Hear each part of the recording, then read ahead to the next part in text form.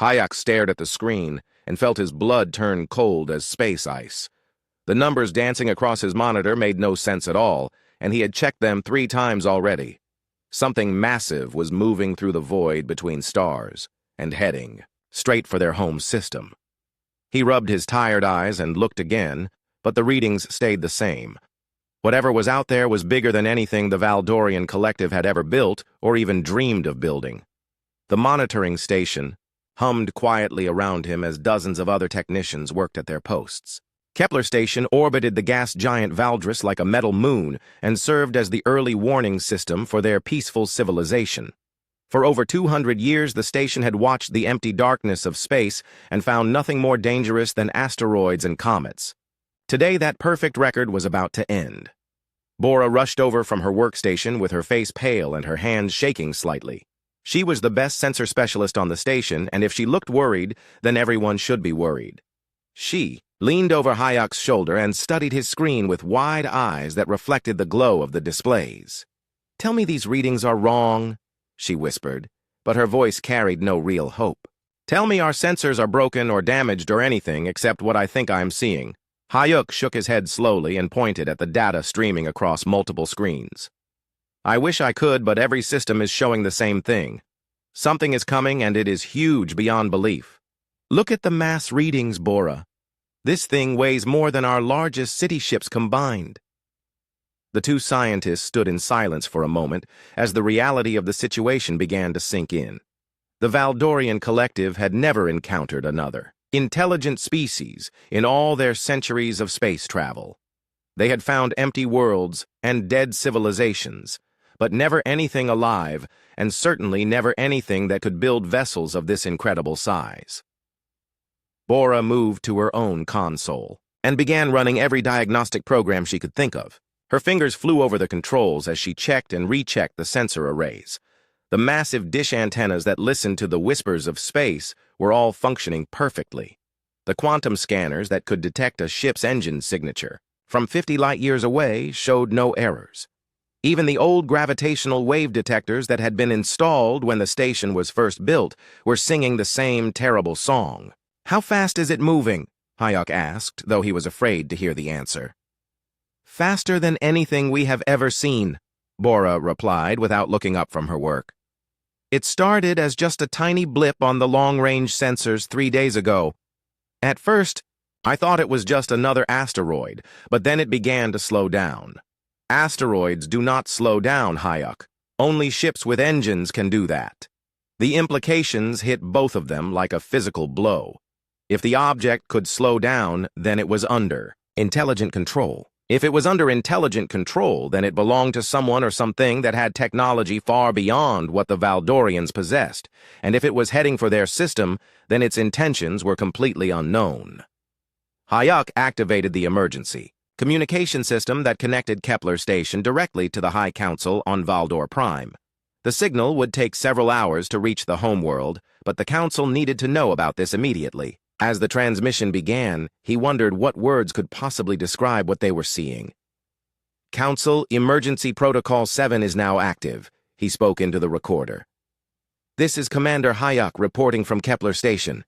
We have detected an unknown vessel of extraordinary size approaching our system. The craft appears to be under intelligent control and is slowing from interstellar velocities. Current projections show it will reach the outer edge of our system in approximately 18 hours. He paused and looked at Bora, who nodded grimly at him. "The vessel is unlike anything in our databases. Its mass exceeds our largest constructions by several orders of magnitude. We are continuing to monitor and will provide updates as the situation develops. Hayek out." As the message transmitted into the void toward home, the 2 scientists returned to their screens and continued their vigil. Other technicians around the station had begun to notice the unusual activity, and small groups were gathering around the main displays. Word was spreading quickly through the facility that something unprecedented was happening. Dr. Gunn arrived from the station's small defense center looking confused and slightly annoyed at being awakened from his sleep cycle. As the senior military advisor on Kepler Station, he was responsible for coordinating with the collective's minimal defensive forces. The Valdorians had not fought a war in over 1,000 years, and their military existed mainly to deal with pirates and rescue operations. What? Is this about an unknown vessel? Gan asked as he approached Hyuk's workstation. The automated alerts woke me up, but the message was unclear.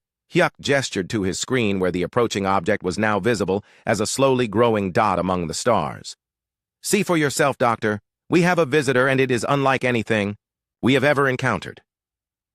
Gan studied the displays for several minutes while Bora explained the technical details of their discovery. His expression grew more serious with each passing moment as he began to understand the scale of what they were facing.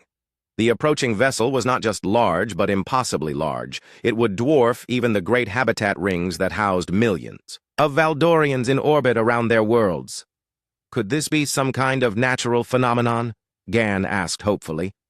Perhaps a rogue planetoid with unusual mineral compositions that is affecting our sensors. Bora shook her head firmly. The object is definitely artificial, Doctor. We can detect multiple energy sources throughout its structure and what appear to be propulsion systems.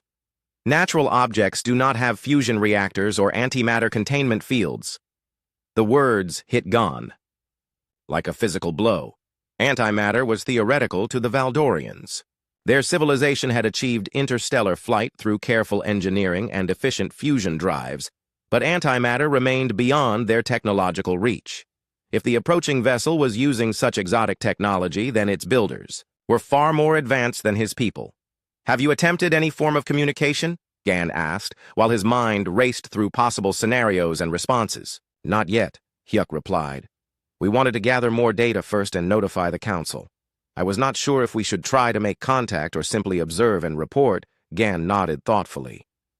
The protocols for first contact had been written centuries ago when such an event seemed like pure fantasy. The Valdorian collective had always assumed that if they ever encountered another intelligent species, it would be roughly equivalent to their own level of development, the massive vessel approaching their system, through all those careful plans, into chaos. Continue monitoring and gathering data, Gan instructed. I will coordinate with the homeworlds and see what defensive measures we can implement. Do not attempt communication until we have guidance from the council. As Gan hurried away to his command center, Hyuk and Bora returned to their screens with growing anxiety. The unknown vessel continued its approach, while more and more details became visible to their sensors. They could see what appeared to be weapon systems along its hull, massive structures that could only be designed for one purpose. The ship was not just large, but heavily armed. Hours passed in tense silence as the station's crew worked frantically to understand what they were facing. Updates flowed in from observation posts throughout the system as the massive vessel became visible to more and more sensors. Every report confirmed what Hyuk and Bora had first discovered. Something enormous and potentially dangerous was coming to their peaceful corner of the galaxy. The vessel finally slowed to a complete stop at the edge of their system and began transmitting. The signal was weak and badly distorted, but clearly artificial. Bora worked feverishly to clean up the transmission, while Hyuk prepared to record whatever message their unexpected visitors might be sending. When the words finally came through clearly, they were simple but earth-shaking. The transmission was, in broken Valdorian spoken with an alien accent that made each syllable sound harsh and strange. We come seeking dialogue. We are called humans. Captain Day stood on the bridge of the UES Prometheus and watched the alien star system grow larger on the main display. 15 kilometers of human engineering stretched out behind him like a metal mountain floating through space. The massive warship had taken 30 years to build and represented everything humanity had learned about survival among the stars. Today, it would serve a purpose none of its designers had ever imagined. The bridge buzzed with quiet activity as his crew prepared for humanity's first contact with an alien civilization.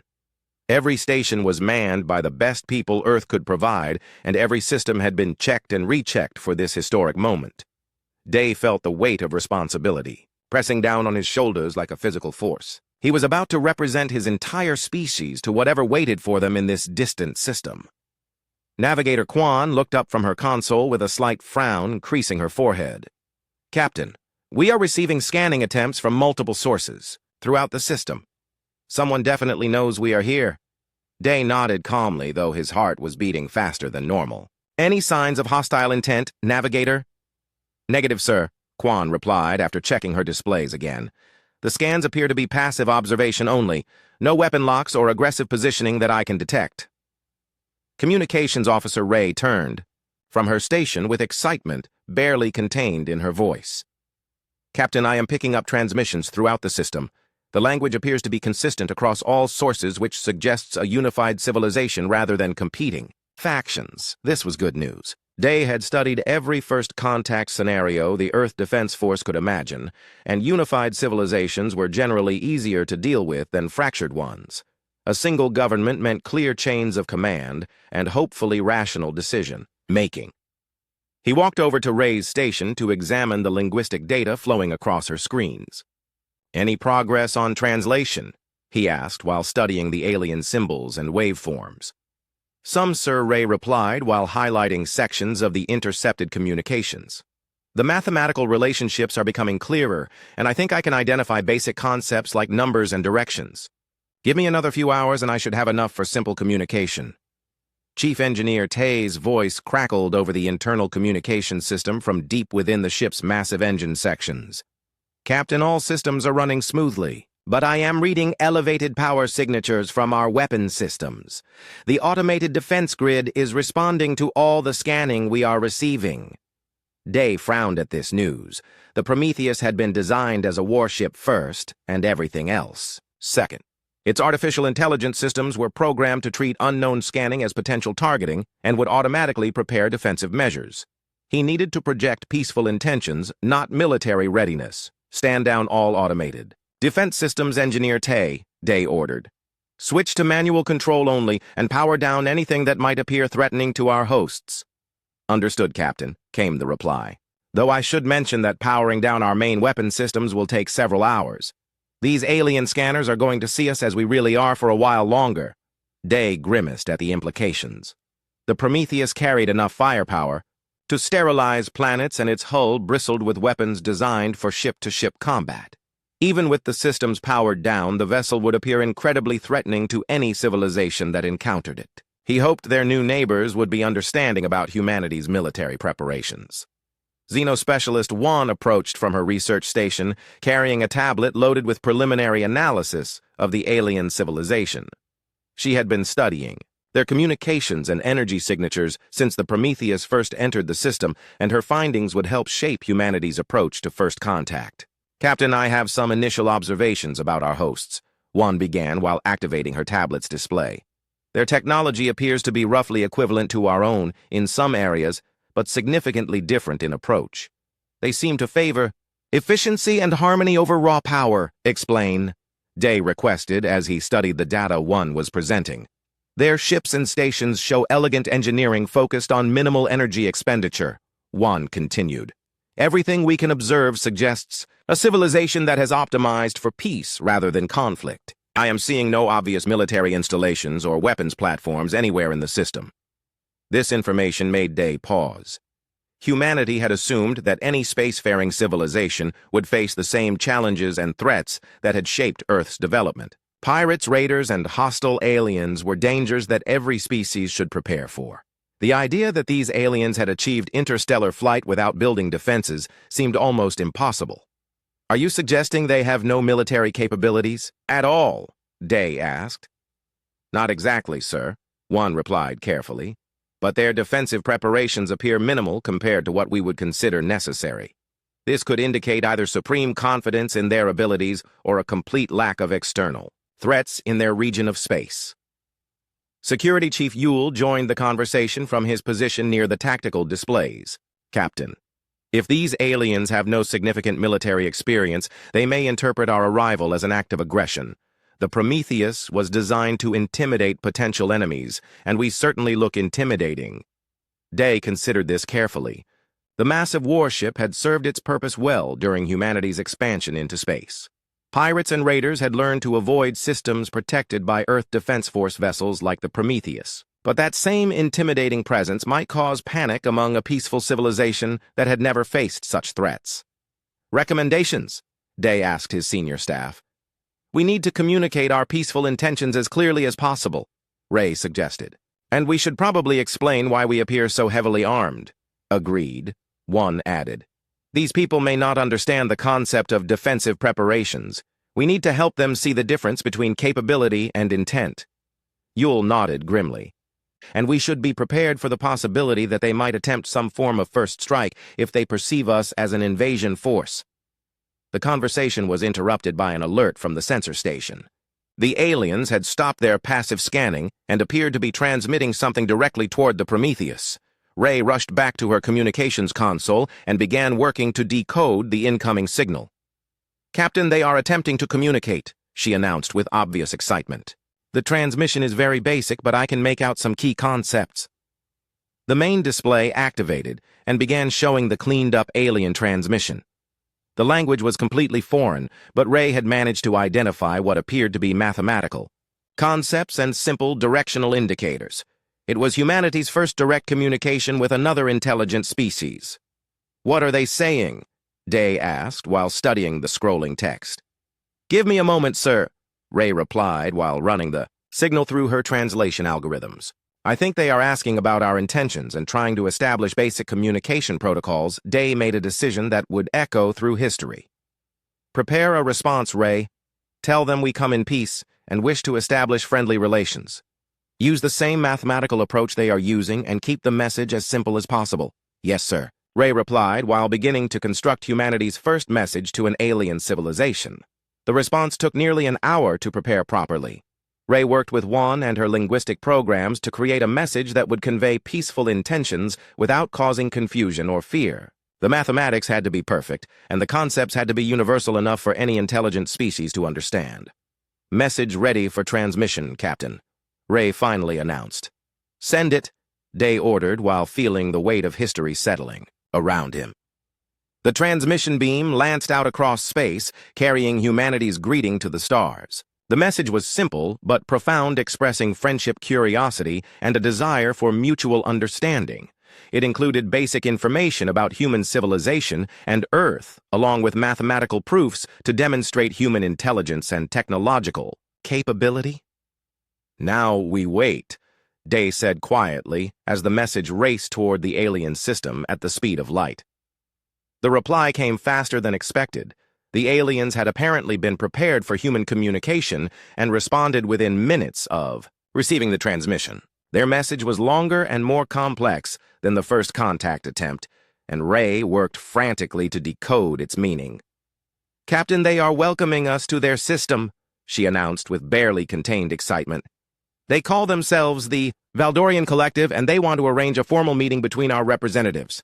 Day felt a smile cross his face for the first time since entering the system. Humanity's first contact with alien intelligence was proceeding better than anyone had dared hope. The massive warship that had seemed like such a liability might actually become the foundation for lasting peace between two civilizations. "Prepare diplomatic protocols," he ordered his crew. "And get me a direct line to Earth Command. They need to know that we have just made history." Chancellor Sung paced back and forth across the polished floor of the High Council chambers, while emergency reports flooded in from across the Valdorian system.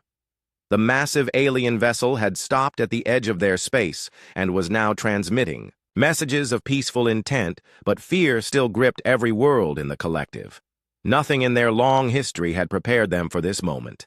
The council chamber itself reflected the peaceful nature of Valdorian civilization, with flowing curves and soft lighting designed to promote calm discussion rather than heated debate. Today, however, the atmosphere was charged with tension as representatives from dozens of worlds struggled to understand what the human arrival might mean for their future. "The vessel is over 15 kilometers in length," reported Defense Coordinator Gan as he read from the latest sensor analysis. "Our largest city ships are barely 3 kilometers long by comparison. The energy readings suggest fusion reactors powerful enough to supply entire worlds and what appear to be antimatter storage systems." Murmurs of concern rippled through the assembled representatives. Antimatter was theoretical technology to the Valdorians, and the implications of its practical use were staggering. Any civilization that could harness such forces would possess capabilities far beyond anything the collective could match or counter. Philosopher Bin rose from his seat near the center of the chamber and addressed the Chancellor directly. "Sung," We must consider the possibility that these humans represent a threat unlike anything our people have ever faced. Their vessel appears designed purely for destruction. But they claim to come in peace, interjected linguist Nari, who had been working frantically to decode the human transmissions. Their mathematical communications show intelligence, and their messages express friendship and curiosity rather than demands or threats. Chancellor Sung stopped his pacing and looked around the chamber at the worried faces of his fellow representatives.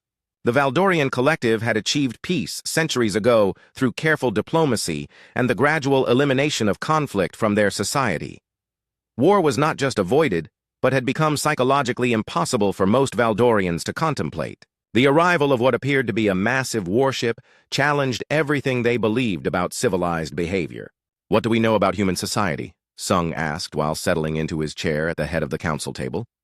Nari consulted her translation notes and preliminary analysis of the human communications.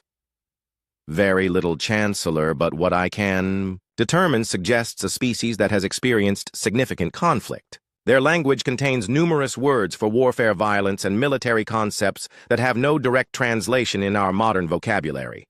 This revelation sent another wave of unease through the chamber. The Valdorians had evolved beyond such concepts over many generations of peaceful development.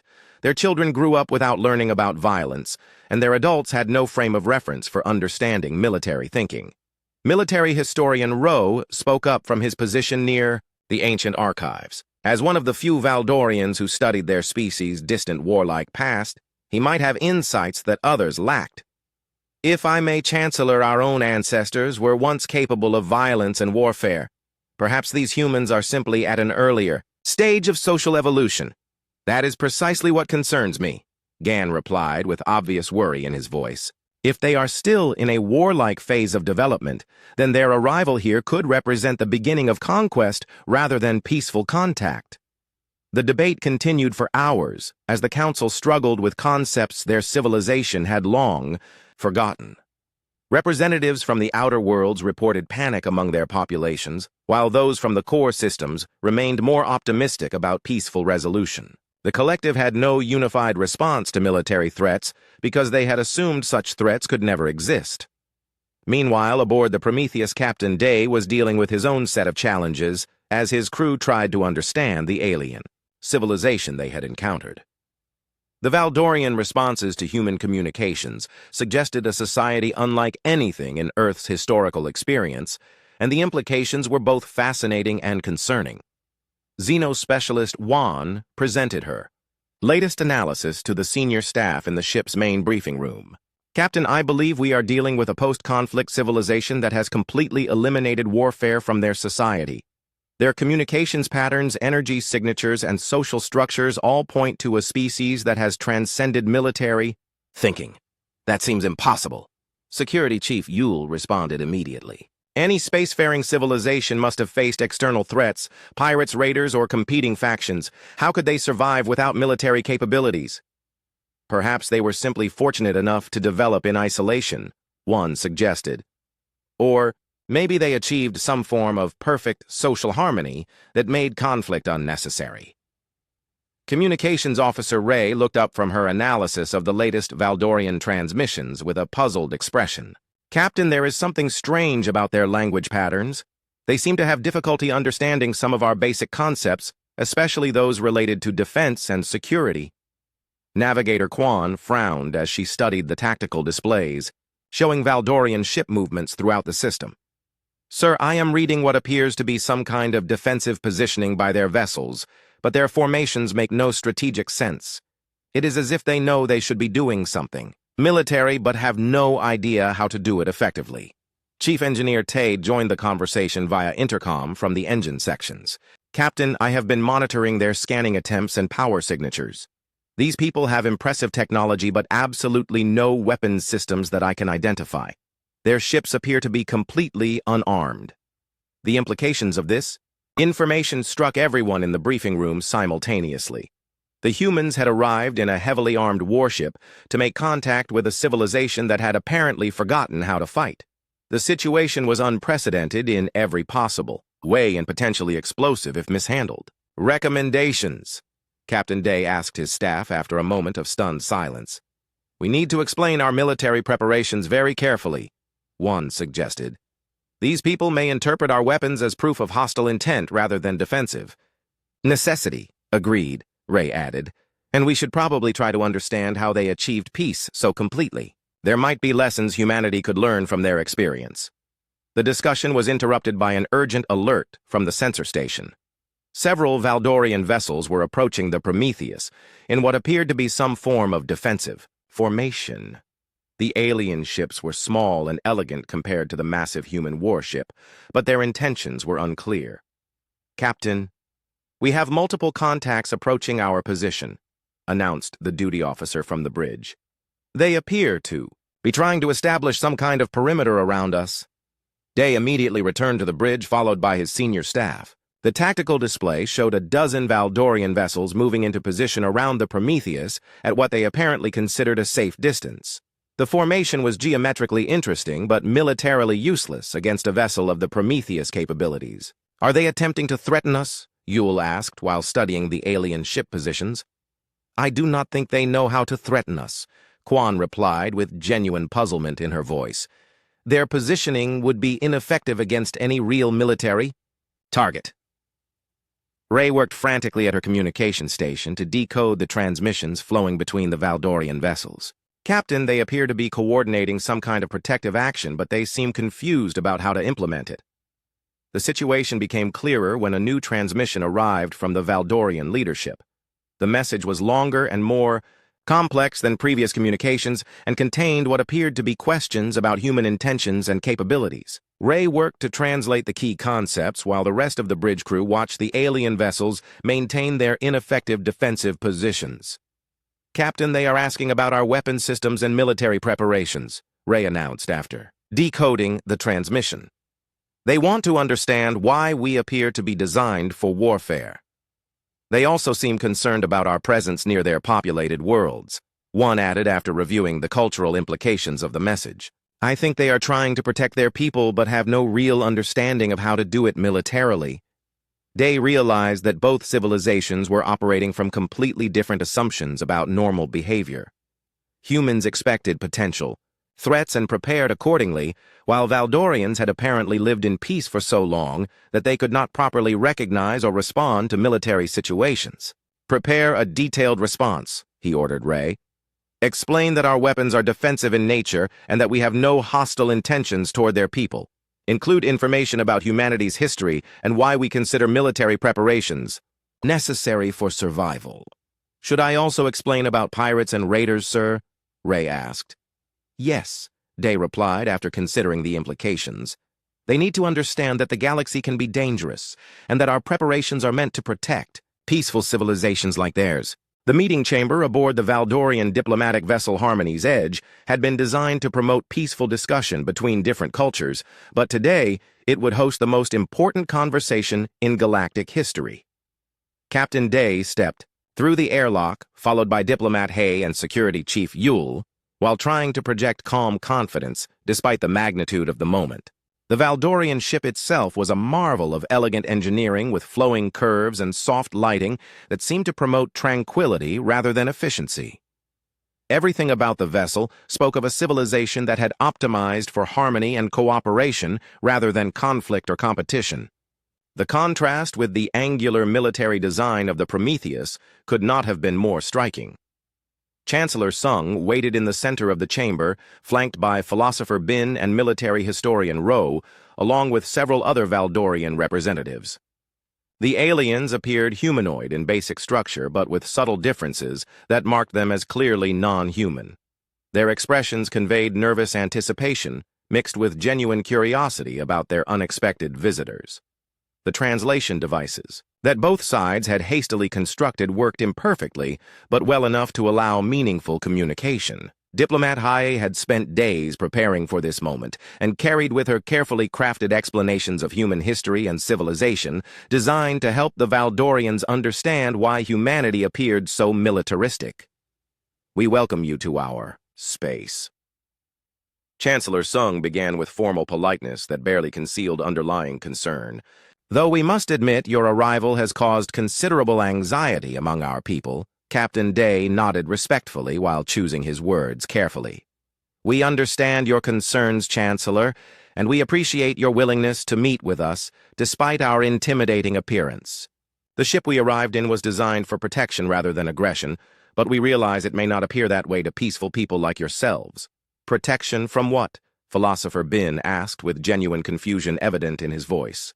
"We have traveled among the stars for centuries and never encountered anything that required such massive defensive preparations." This question struck at the heart of the cultural divide between the two species. Diplomat Hai had anticipated it and began her carefully prepared explanation of human history and the lessons that had shaped their civilization. "To understand why we build ships like the Prometheus, you must first understand the history of our species," Hai began, while activating a portable display device. "Humanity spent thousands of years locked in almost constant conflict with itself, learning hard lessons about survival and the price of weakness." The display showed images from Earth's turbulent past, including scenes from major wars and conflicts that had shaped human development. The Valdorians watched with growing horror as Hay explained concepts like territorial competition, resource scarcity, and ideological conflict that had driven human societies to develop increasingly sophisticated methods of warfare. "Your entire species engaged in organized violence against itself?" Rowe asked with the fascination of a historian encountering an alien concept. "For what purposes?" "Many reasons," Hay replied sadly. "Resources, territory, ideology, religion, power, or sometimes simply fear of what others might do to us first. We learn through bitter experience that peaceful people who cannot defend themselves often do not remain peaceful for very long." Security Chief Yule stepped forward to add his perspective to the discussion. "The galaxy contains many dangers, Chancellor, not just other intelligent species, but pirates, raiders, and criminals who prey on the weak. Our military preparations allow us to protect ourselves and others who cannot protect themselves, Chancellor." Sung exchanged glances with his advisors before responding. "We have encountered none of these dangers you describe in all our centuries of space travel. Perhaps your region of the galaxy is simply more hostile than ours. Or perhaps," Captain Day suggested gently, "you have been fortunate enough to develop in an area that others have not yet discovered. The universe is vast and full of unknowns." The conversation continued for hours as both sides shared their histories and tried to understand how two intelligent species could have developed such different approaches to survival. The Valdorians described their gradual evolution beyond conflict through philosophy, meditation, and social engineering that had eventually made violence psychologically impossible for their people. Philosopher Bin explained their transformation with obvious pride. "We realized many generations ago that conflict arose from fundamental misunderstandings about the nature of existence and consciousness. Through careful education and cultural modification, we eliminated the psychological roots of aggression from our society." "But what if someone from outside your society arrives with aggressive intentions?" Yule asked. "How do you protect your people from external threats?"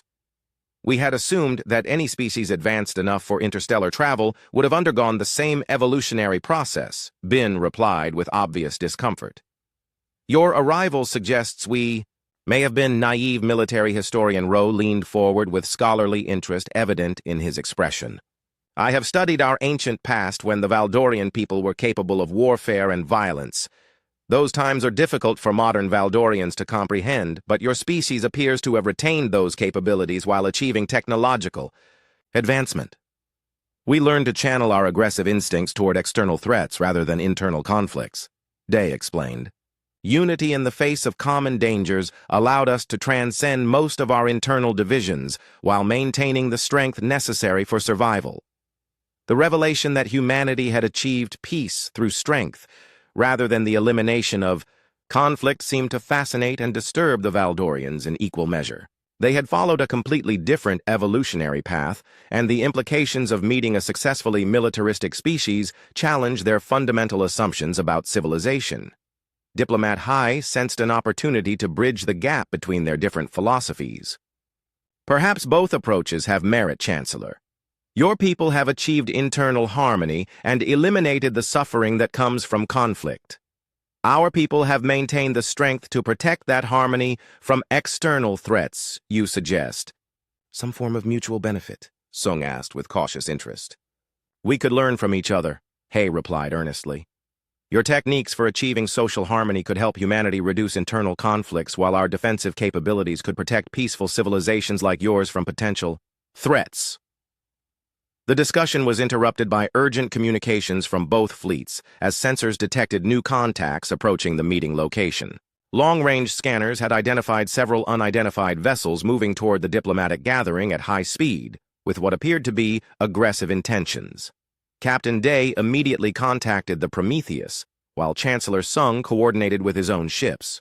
The approaching vessels were unknown to both civilizations, and their intentions were unclear, but their high-speed approach suggested potential hostility. Captain, we have 6 unknown contacts approaching fast, came the report from the Prometheus bridge. They appear to be armed and are not responding to communication attempts. Chancellor, our sensors confirm the human readings, reported the Valdorian fleet commander. The approaching vessels are using technology we do not recognize, and they are ignoring all attempts at peaceful contact. The irony of the situation was not lost on anyone present. Just as humans and Valdorians were beginning to understand each other, a potential external threat had appeared to test their new relationship. The approaching vessels represented exactly the kind of danger that humanity prepared for and that Valdorians had never imagined. What are your defensive capabilities? Day asked Sung directly. Minimal, the Chancellor replied with obvious worry. Our ships can flee, but they cannot fight effectively. Then we will protect you, Day stated simply while activating his communicator. Prometheus, this is the captain.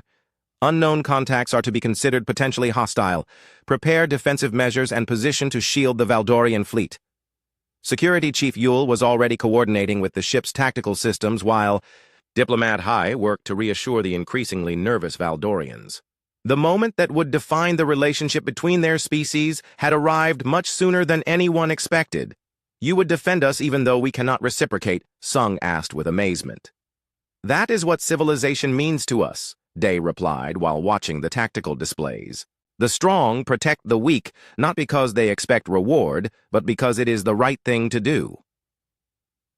The approaching vessels finally responded to communication attempts just as they entered weapons range. Their message was simple and chilling, delivered in broken versions of both human and Valdorian languages. Surrender your ships and cargo or be destroyed. Pirates had found the diplomatic meeting, and humanity was about to demonstrate why they built ships like the Prometheus. 6 months after the first contact incident, Beacon Station hung in space like a monument to cooperation between species that had never imagined such a thing possible. The massive structure combined human industrial engineering with Valdorian harmonic design, creating something neither civilization could have built alone. Engineer Tay stood in the central observation deck, watching construction crews from both species work together to expand the station's research facilities. The pirate attack during the diplomatic meeting had lasted less than 10 minutes, but its consequences would echo through galactic history. The Prometheus had engaged the raiders with overwhelming force while protecting the Valdorian fleet from harm. The aliens had watched in amazement as humanity demonstrated both the terrible efficiency of their military capabilities and their unwavering commitment to protecting those who could not protect themselves. Tay remembered the moment when Chancellor Sung had finally understood why humans built warships. The Valdorian leader had stood on the bridge of the Prometheus, watching the tactical displays as human weapons eliminated the pirate threat with surgical precision. No unnecessary destruction, no excessive force, just the minimum violence required to end the danger and preserve peace. Your people fight like gardeners pruning diseased branches, Sung had said with wonder in his voice. Precise, careful, and focused only on removing the threat to healthy growth. Today, Tai worked alongside Valdorian technician Lim to integrate their different approaches to engineering and design. The humans brought raw power and robust construction techniques, while the Valdorians contributed elegant efficiency and harmonic resonance systems that reduced energy waste to nearly zero. The result was technology neither species could have imagined alone. The new propulsion system is exceeding all projected performance parameters, Lim reported while studying the readouts from their latest test. Human fusion reactors combined, With Valdorian harmonic focusing have increased engine efficiency by over 40%? Tay nodded with satisfaction as he reviewed the data. And the structural modifications using your architectural principles have reduced the ship's mass by 15% without sacrificing strength. Our engineers back on Earth are going to be very interested in these results. The partnership had grown far beyond simple technology exchange. Human defensive capabilities now protected 17 Valdorian worlds, while Valdorian meditation and harmony techniques were being taught in Earth schools to help reduce interpersonal conflict. Both civilizations were becoming something new through their interaction. Captain Day had traded his military command for the role of Earth's first xeno-diplomat, and now worked from an office aboard Beacon Station coordinating humanity's expanding relationships with alien civilizations. The success of the Valdorian contact had opened doors throughout the galaxy as other species learned about the peaceful partnership between warriors and philosophers. His current challenge involved preparing for contact with the Keth Empire, a militant civilization that had never known peace and viewed all other species as potential threats or resources to be exploited. The initial communication attempts had been promising but tense as humanity and the Valdorian collective worked together to find common ground with a species that understood only strength. Ambassador, the Keth delegation has confirmed their arrival. Time reported his aide while delivering the latest diplomatic updates. They will have 3 heavy cruisers and a full military escort. Day smiled slightly at the familiar pattern. Every warlike species they had encountered so far approached first contact as a potential military engagement. The difference now was that humanity no longer faced such challenges alone. The combined wisdom of human tactical thinking and Valdorian diplomatic philosophy was proving remarkably effective at turning potential conflicts into opportunities for cooperation. Chancellor Sung entered the office carrying reports from the collective's exploration fleet that had been mapping the Galactic region beyond their traditional borders. The Valdorians had become much more adventurous since gaining human protection, and their discoveries were reshaping everyone's understanding of the galaxy's political landscape. Today we have identified at least 12 more civilizations within 50 light-years of our combined territories, Sung announced while spreading star charts across the conference table. 3 appear to be peaceful traders. 2 show signs of internal conflict, and the rest are complete unknowns. Any immediate threats? Day asked, while studying the new data. Nothing that appears beyond our combined capabilities to handle, Sung replied, confidently. Though I suspect several of these civilizations may benefit from learning about our partnership model. The transformation of Valdorian thinking had been remarkable to witness. The species that had once been terrified by humanity's military preparations now advocated for expanding their protective alliance to include other peaceful civilizations. They had learned that strength could serve peace rather than threaten it when properly applied.